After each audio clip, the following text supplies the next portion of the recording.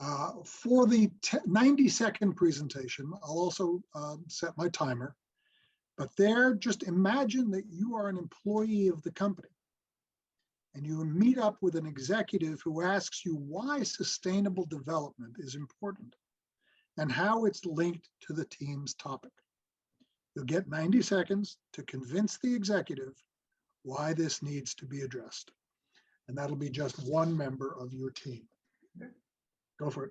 There is a desperately poor family in Central Africa that does not have access to flowing drinkable water, much less the convenience of bottled water. In a place called High Springs in Florida, there's a family that has limited access to employment opportunities that would not only better their community, but also their standard of living. The common thread lacking here is sustainability.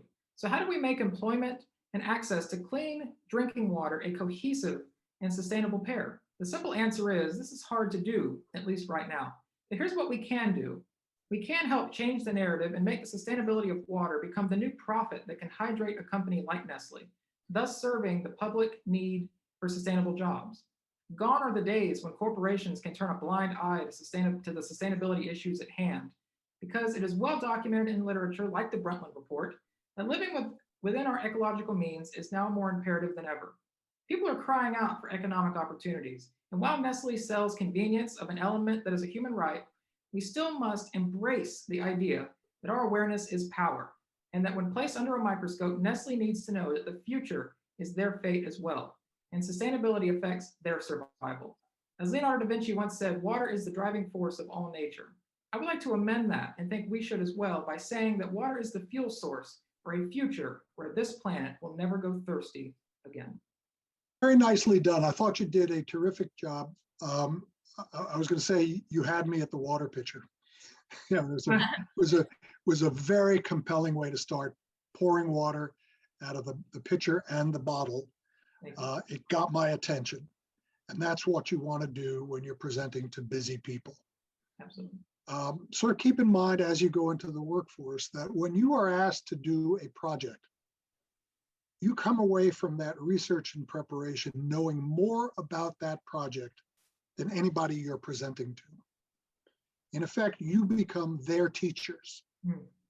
And they've brought you into the project or hired you to do just that. I thought you did a terrific job of that today. I didn't see your presentation yesterday, but if this is the compression of that 25-minute presentation, that was terrific. You both have a very engaging style. It didn't feel like you were reading, which was really good.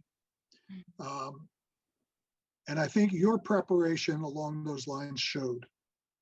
You knew your material, you'd marshaled a lot of material.